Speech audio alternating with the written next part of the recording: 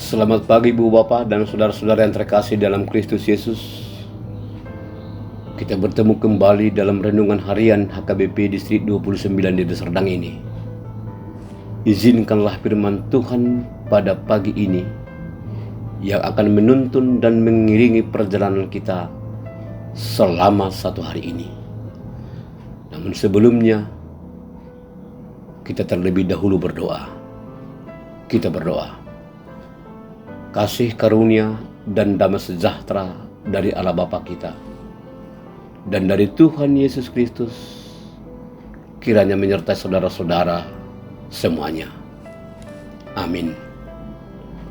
Firman Tuhan yang akan kita dengarkan tertulis dalam Yohanes 3 ayat 7. Demikian firman Tuhan. Janganlah engkau heran karena aku berkata kepadamu, kamu harus dilahirkan kembali. Janganlah engkau heran karena aku berkata kepadamu, kamu harus dilahirkan kembali. Saudara-saudara yang terkasih dalam Kristus Yesus, khotbah ini merupakan percakapan Nikodemus dengan Tuhan Yesus. Nikodemus adalah seorang Farisi dan salah seorang anggota mahkamah agama Yahudi. Ia seorang pemimpin agama yang cukup dihormati, seorang bangsawan yang kaya raya, dan seorang guru pengajar di Israel. Namun sekalipun Nikodemus sudah lama menjadi pengajar Taurat di Israel dan sudah paham betul dengan isi kitab Perjanjian Lama, baik secara tafsir maupun secara teologi, namun setelah mendengar ajaran Tuhan Yesus ini, ia merasa pengetahuannya tidak berbanding dengan apa yang diajarkan Tuhan Yesus. Nikodemus belum pernah mendengar seperti pengajaran yang diajarkan oleh Tuhan Yesus dan belum pernah melihat perbuatan seperti yang dilakukan Tuhan Yesus. Ia sangat mengagumi dan menaruh simpati kepada Yesus, bahkan mengakuinya seorang guru yang diutus dari atas. Namun ia tidak berani secara terang-terangan menyatakan sikapnya ini. Dia menjaga kehormatannya sebagai pemimpin umat Israel, sebab menaruh simpati kepada Yesus akan mendatangkan permusuhan dari pihak orang Yahudi. Karena barang siapa mengaku Yesus sebagai Mesias, ia akan dikucilkan dari masyarakat. Saudara-saudara yang terkasih, pergumulan Nikodemus tentang kerajaan Allah belum terjawab oleh hukum Taurat.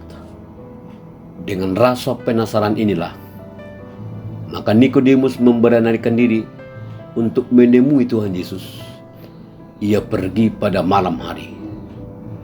Memulai percakapannya, Nikodemus berkata kepada Yesus, "Rabi, kami tahu bahwa engkau datang sebagai guru yang diutus oleh Allah. Sebab tidak ada seorang pun yang dapat mengadakan tanda-tanda yang engkau adakan itu jika Allah tidak menyertainya." Dalam percakapan pembuka ini, Nikodemus memuji, menyanjung pribadi Tuhan Yesus sebagai seorang guru yang diutus oleh Allah. Namun Tuhan Yesus langsung memotong ucapan Nikodemus, sebab Tuhan Yesus tidak suka kata puji-pujian. Yesus tahu apa yang ada di dalam hatinya. Yesus langsung membicarakan hal yang dibutuhkan oleh Nikodemus, yaitu tentang kerajaan Allah. Yesus menjawab, "Aku berkata kepadamu, sesungguhnya jika seorang tidak dilahirkan kembali, ia tidak dapat melihat kerajaan Allah." Nikodemus tidak memahami arti ucapan Yesus ini. Ia menanggapi secara fisik. Lalu ia bertanya kembali, "Bagaimanakah mungkin seorang dilahirkan kalau ia sudah tua? Dapatkah ia masuk kembali ke dalam rahim ibunya dan dilahirkan kembali?"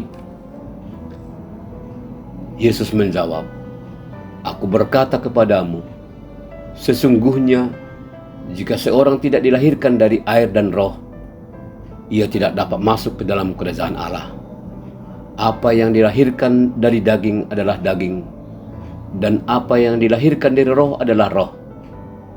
Saudara-saudara, lahir baru bukan urusan manusia, melainkan tindakan dan perbuatan Allah sendiri. Tidak seorang pun manusia bisa masuk ke dalam kerajaan Allah jika mengandalkan kekuatannya sendiri. Keselamatan yang ada pada Kristus tidak dapat dicapai atau diraih oleh tangan manusia. Sebab yang dilahirkan dari daging adalah daging, dan yang dilahirkan dari roh adalah roh.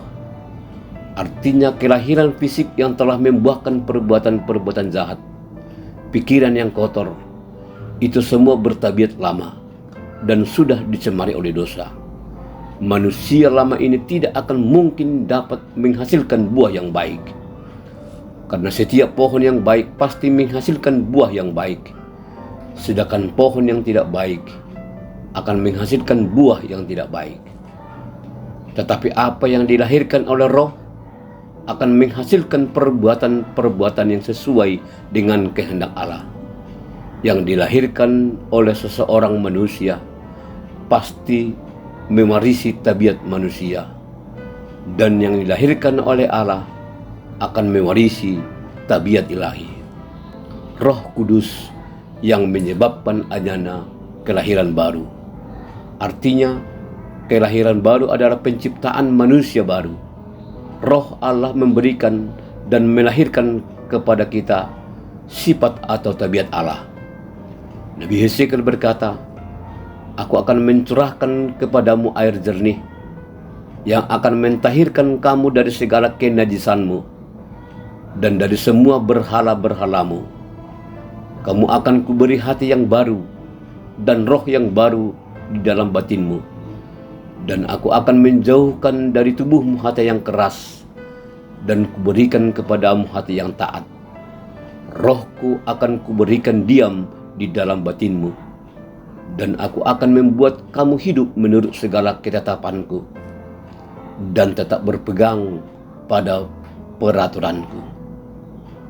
Jadi jika kita telah percaya dan telah dibaptis, berarti manusia lama telah dikuburkan dan manusia baru telah dibangkitkan. Itulah sebabnya Paulus berkata dalam 2 Korintus 5 ayat 17, "Jadi siapa yang ada di dalam Kristus, ia adalah ciptaan baru. Hiduplah sesuai dengan tuntunan Roh Allah.